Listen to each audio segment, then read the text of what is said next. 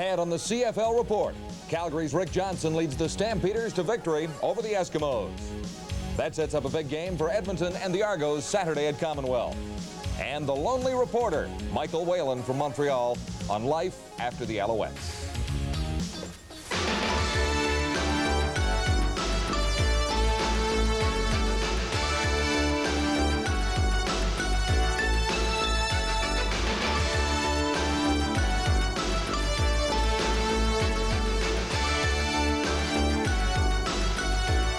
TSN CFL Report. It's our game around here, brought to you by Carling O'Keefe Brewery.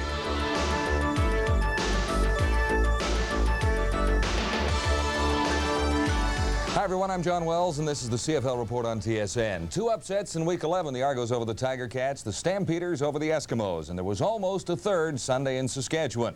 The Rough Riders led the Bombers into the final 2 minutes before the Winnipeg comeback. As a result, the Blue Bombers cling to first place in the East, 2 points up on the Tiger Cats.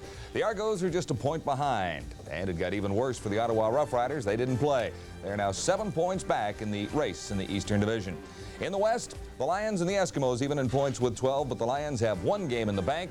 Calgary moves 3 points ahead of Saskatchewan in the race for third spots. 3 pretty fair matchups in Week 11. Highlights coming up a little later on the CFL Report. First, though, Peter Watts has his CFL notebook. Peter? Thank you, John. The BC Lions are the latest community-owned team to ask players to take salary cuts. Management put the idea to the players on Monday, but there will be no further action until next week. The Lions are down about 40,000 in attendance from this point last year. Like a lot of Western teams, they've been hit hard by early evening start times and by summertime football. Elsewhere, injuries continue to plague the Saskatchewan Roughriders. Quarterback Tom Burgess suffered a broken collarbone, and wide receiver Todd Brown broke his left wrist in last Sunday's loss to the Winnipeg Blue Bombers. Neither player is likely to play again this regular season. Riders have lost 2 quarterbacks, a running back, and a wide receiver in the last 2 weeks. Former Hamilton and Calgary backup quarterback Jeff Tedford has been added to the roster, and Jeff Bentrim, now of necessity, will start the next Rider game at Edmonton on the 19th of September. The Riders will bring in 8 to 10 players this week for tryouts. They've lost 7 of their last 10 games, but 3 of those losses have been by a combined total of 8 points, and so they have not played bad football, but they have not had very many positive breaks. The Eskimos are bringing back linebacker Craig Schaefer to take Danny Bass' spot on the roster. Bass was hurt Monday in Calgary and will miss 3 weeks with strained knee ligaments. Schaefer was cut 2 weeks ago by the Ottawa Rough Riders. And a couple of notes about this week's events. Winnipeg's Hall of Fame dinner is Saturday night. Herb Peschel, Norm Rahaus, Roger Savoy, and Kenny Nielsen, all players, along with builder Dr. Neville Winograd, will be inducted. And in Ottawa, the Riders will retire the sweater of the late Jim Coode during halftime of Saturday's game with the BC Lions. Coode died last year after a long illness. That's everything on the notebook this week, except to talk about the fact that some pretty good crowds, 25,000 in Hamilton and a big crowd in Regina. And the Riders only 180 seats short of a sellout. So if the Riders could only win a game, Peter, I mean, they've been so close. They've had some tough breaks, as you mentioned. Everybody you talk to in the league talks about the fact that the CFL schedule starts too early. The best thing about losing Montreal this year may be the fact that they can start the schedule at the end of July. And some of these teams are really saying we're not going to play any football before the end of July because nobody wants to go to the football stadium. They want to go to the lake. Okay, Peter, fall football is a lot more fun anyway. I happen to think that. More on the notebook next week on CFL's report, on the CFL Report on TSN. And in a moment, Week 11 highlights.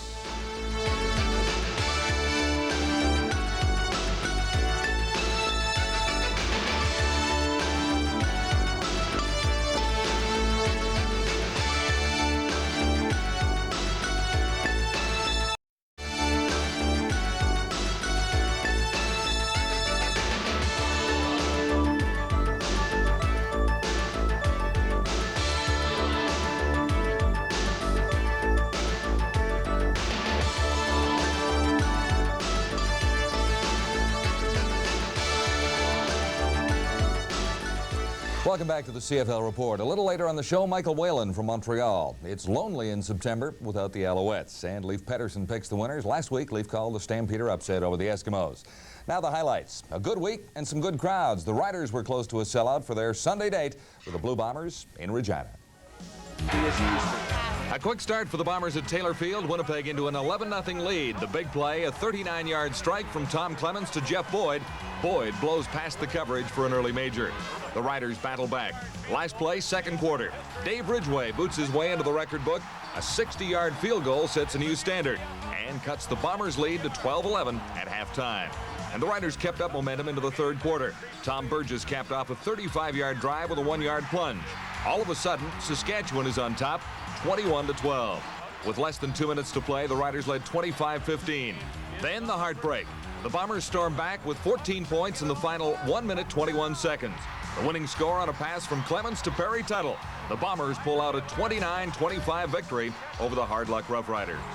2 games on Holiday Monday. The first, a traditional Eskimo Stampeder get-together, Labor Day in Calgary. The Stamps jumped into an early 16-3 lead, but Henry Gizmo Williams cut that lead with a spectacular 63-yard punt return. His third for a touchdown this year, all at the expense of the Stampeders. Calgary held a 16-13 lead at the half and 19-13 after 3 quarters. But Edmonton went in front on Brian Kelly's 92nd career touchdown catch. A 10-yard pass from Damon Allen. That made it 2019 Eskimos midway through the fourth. Full marks to the Stampeders for coming right back. Rick Johnson tossed a short pass to Larry Willis. He gets away from defensive back Ron Howard and scampers 48 yards for the winning score. Make the final Calgary 29, Edmonton 20. The Stamps win their first one over the Eskimos in 4 years. The second Labor Day game, the Argonauts at Ivor win against the Tiger Cats. Darnell Clash gave Argo fans in attendance something to cheer about in the second quarter. Clash turned a Bernie Ruoff punt into a 48-yard touchdown return. The teams went to halftime even at 10.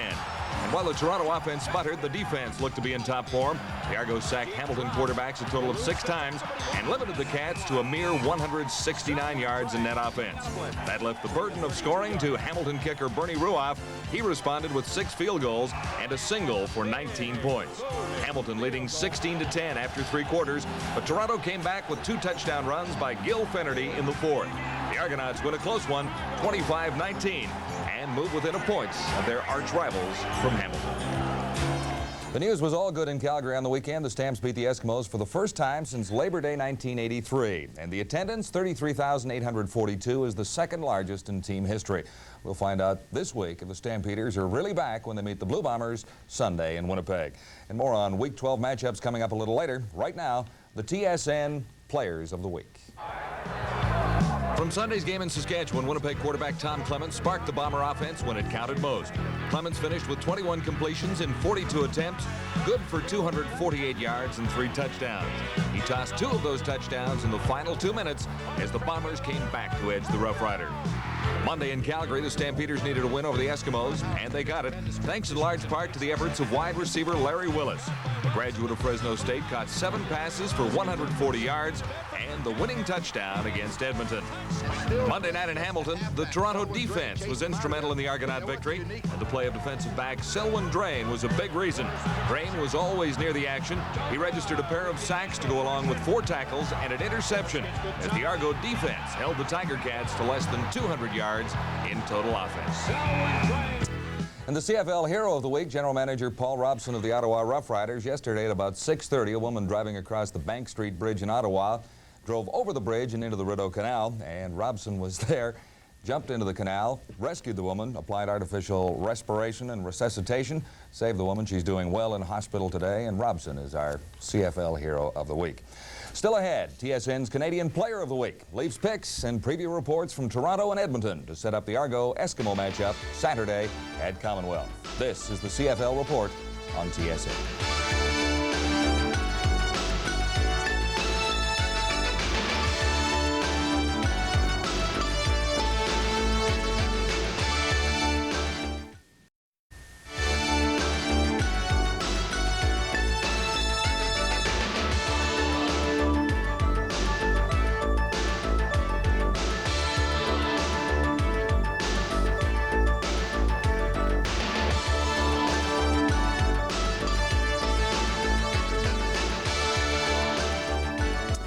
Welcome back to the CFL Report. And just before we look ahead to Week 12 in Canadian football, TSN's Canadian player from Week 11.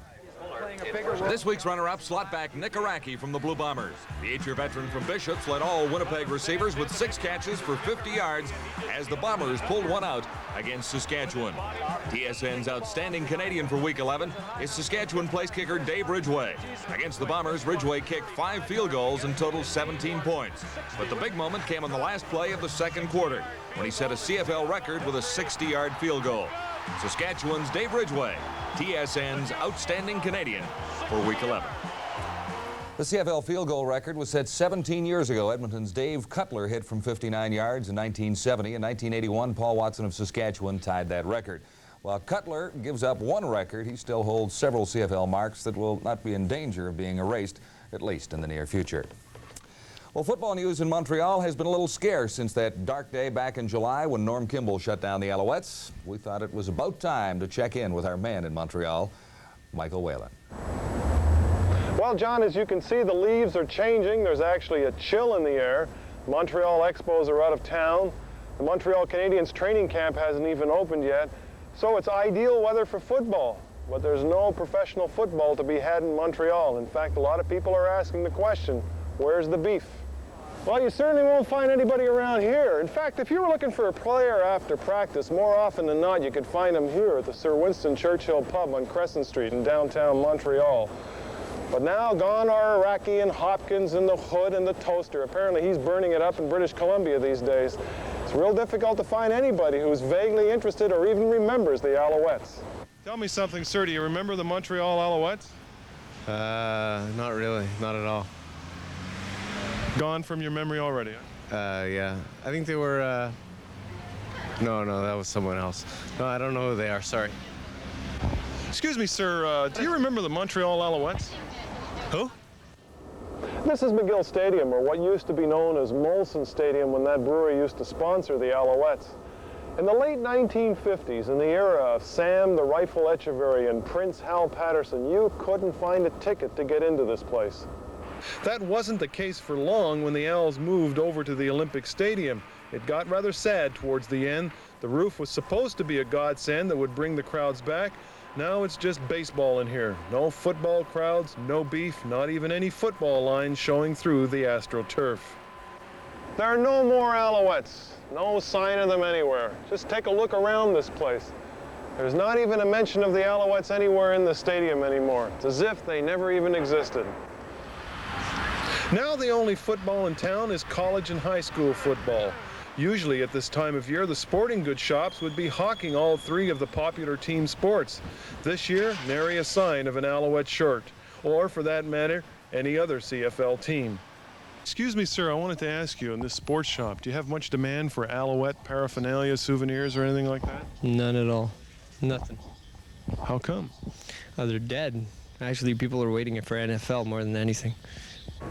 But it looks like anybody who wanted an Alouette souvenir already has one. They're probably being held mostly by collectors who are holding on to them thinking that they're going to be worth some money sometime down the road. And if a couple of CFL cities aren't too careful, they may be joining the same fate as the Alouettes.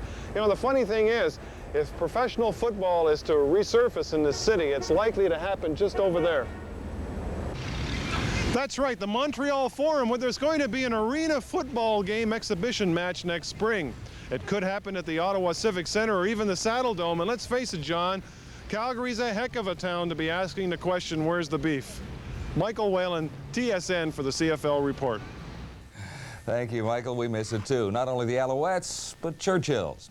Well, a couple of good matchups in Week 13. The most important is in Edmonton, where the Eskimos look to get back on track, and the Argos look to pass the Tiger Cats and move into second place in the Eastern Division.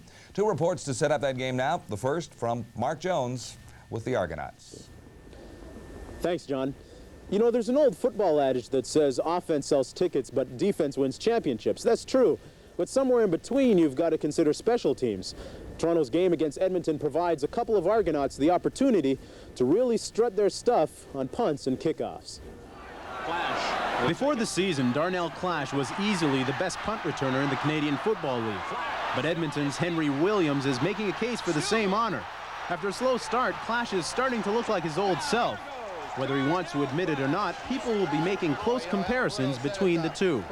I don't think it's a bit of a showdown because after coming off a knee injury for me, and come back in, in the league and missing 2 games, now being back up there with having Rams, I feel, great having it. But my teammates now are with me, and they know what I can do, and they got adjusted to me. This is just a matter of time. So I think it's not a showdown.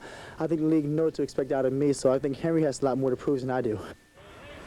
Each team has a kamikaze-style player on special teams, a wedge buster. Jake Vaughn is Toronto's first man downfield. He'll keep a close eye on Williams. He's probably one of the best guys in the league right now, besides Darnell, of course. But he's quick, he can jump around, and you got to stay in your lane, keep your heads up, and not take anything for granted. Just do your job, and if 12 guys out there, including the kicker, do their job, then we'll shut them down. Shut down has become a big part of the defense's vocabulary.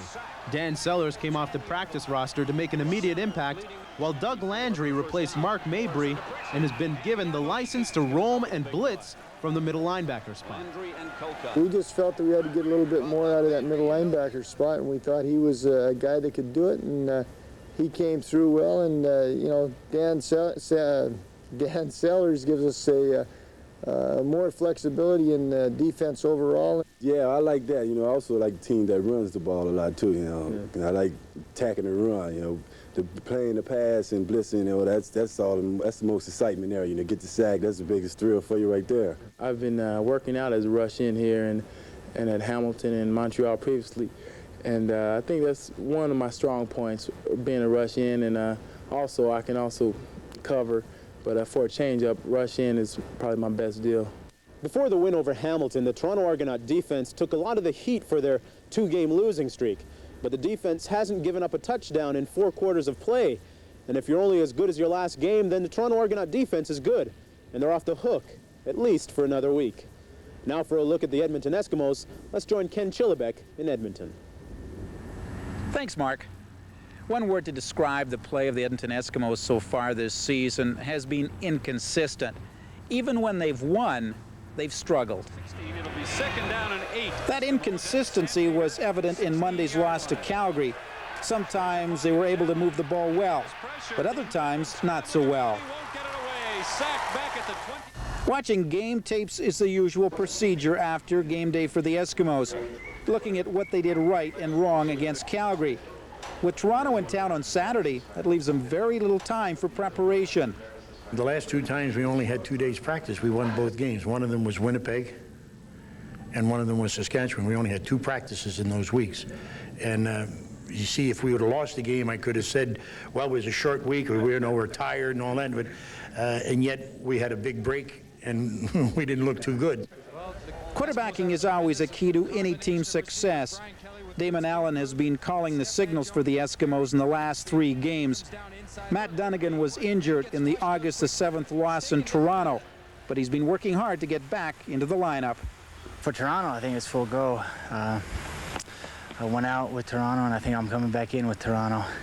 I felt good last week, but it was a joint decision from Kenny Lowe and Coach Fergie to sit me out. And this week it should be no problem for me to get in there and play some more football. He was our #1 guy that started the games for us before, so there's no reason why, because of an injury, he wouldn't go back to the position he was prior to his hamstring. But once again, he's got to be 100% for me to take a gamble at this stage of the game with 6, 7 games, 8 games left. Saturday's game will feature the league's top punt returners. Eskimos' Henry Gizmo Williams coming off a punt return for a touchdown against Calgary. Toronto's got Darnell Clash, who was just as explosive. I think what they have is acceleration. When they find the crease, they turn on the afterburners and they're gone, and they make people miss them. And it's a knack that you have, and so hopefully, we'll provide some excitement for our fans. Don't look for any major changes with the Eskimos in this upcoming game, except for Matt Dunnigan will be back, no doubt, as the starting quarterback. As Matt said, his last game when he was injured was against Toronto, and they lost that game. He'd like to get back in the lineup against that same team, and of course this time come away with a victory. Ken Chillibeck in Edmonton for CFL Report. Now back to Toronto with John Wells. Okay, Ken, joining me now, Lee Pedersen, to pick a few more winners. Can the Argos make it 2 in a row when they meet the Eskimos this week? John, anything's possible this year in the CFL, because I think we've really achieved parity with Montreal getting gassed out of the league. But I don't know, 2 in a row. You must have had the tears going last weekend watching your Eskimos. Listen, I got to give you credit. You did pick the Stampeders last week. That was the one upset, and really that's the biggest upset of the season, really, when we look back over the whole year. You know, I just had a feeling that Calgary, after making the coaching change, just might keep it going for 2 weeks in a row. There's a lot of enthusiasm there. Coach Koharek's got everybody happy again, and I felt like that Edmonton was ripe for an upset. The big Labor Day crowd, 34,000. It looked super. And I'm glad Calgary won. All right, Leafs record is 25-13-1. And a closer look at Week 12. Leaf will pick the winners when we return on the CFL Report.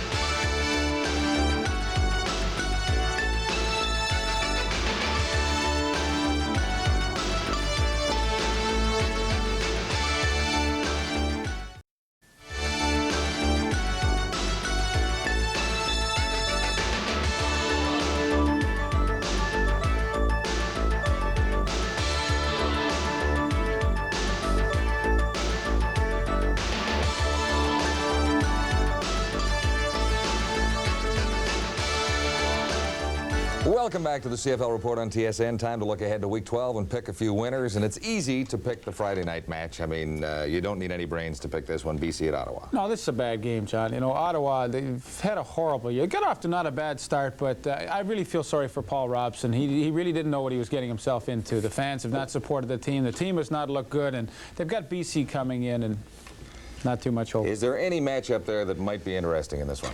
Well, the only matchup could be maybe Kenny Clark and a Louis Pasaglia, or Lou Pasaglia and Dean Dorsey. The special teams matchup's not bad. Everything else, BC all the way. It's Mayo to 2 points. Leaf likes the Lions in this one, and it's overwhelming. The X is all down the left-hand side under that BC helmet. Rushing, passing, front seven, secondary, and special teams. You didn't even give Dean Dorsey even a little wee tick this week. No, they don't deserve any ticks the way they've played. Now, if they can have an upset, you know, which would be great. Okay, you're going to like the Argos against the Eskimos at Commonwealth, right? I mean, you've got to go to the Argos one of these times and be right. Well, you know, every time I pick against Toronto, Don Bone, their linebacker, says, Leaf, that's great because we always win. So he was hoping I'd pick Edmonton this week. And, Donnie, I didn't let you down because I'm going with the Eskimos in a close one. This could be the best game of the weekend by far. Well, they usually play pretty good football games, and the history goes back to '86 of a couple of good games between the Eskimos and the Argonauts. Wow, they play exceptionally well. The only thing that to me is a factor as a former player that I didn't like was going from AstroTurf to the natural grass. You always feel a little slower when you go out to Commonwealth Stadium, and of course it doesn't bother the Eskimos, but I think the Argonauts, psychologically, it's tough going from the turf to the natural grass. Leaf likes the Eskimos in this one, although he calls it a very close game. The Eskimos, even in rushing with the Argonauts, even front seven, even secondary, special teams to the Argonauts, but the Eskimos will win, right? Well, yeah, okay, special teams to the Argonauts because I like Lance Chomick and Hank Olisic, John, but special teams probably will decide this game. You've got Gizmo Williams and Darnell Clash. Both had punt returns for touchdowns last weekend, so don't be surprised if that's where this game is decided, but it is extremely close. The nod to Edmonton because of the home field. All right, quickly to the final game of the week, Winnipeg and Calgary at Winnipeg Stadium, and it is the Winnipeg Blue Bombers favored by Leif Pedersen here. Why? I mean, Calgary's got a little momentum going. Look, a lot of X's for Winnipeg, but all those categories are very close. Calgary rushes the ball well. They're passing well with Rick Johnson. So although Winnipeg's got a lot of X's, this could be a really close game. And don't be surprised if Calgary upsets, but I still got to go with the Bombers. They're in first place, 7-3. They played well, although they were lucky to win in Saskatchewan. All right, that wraps up this edition of the CFL Report. We'll be back in 7 days. Thanks for watching, and join us then.